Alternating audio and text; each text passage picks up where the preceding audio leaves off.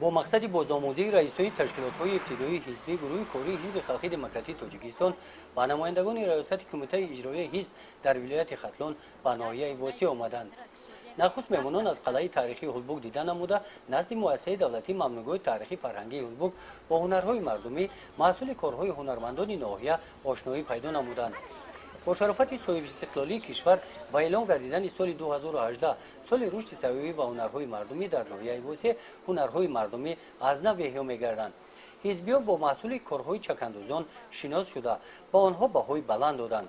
ماموریت مؤسسه دولتی ممنوعگاه تاریخی فرهنگی هولبوک بخشیده به تجلیل جشن 30 سالگی استقلالیت دولتی جمهوری تاجیکستان با تصویر نشان و رمز شاهان ختلان زمین این گونه گلدوزی‌ها را پیشکش سیاحان داخلی و خارجی نمودنی هستند.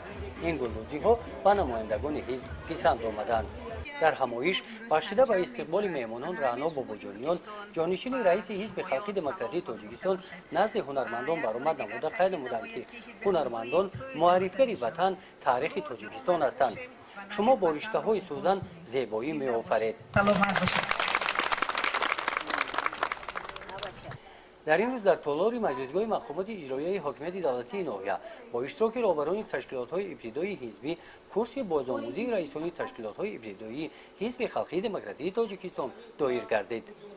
گزارش خواجه نظریف خدای نظر ظهورов از ناحیه واسی برای برنامه اطلاعاتی نوید.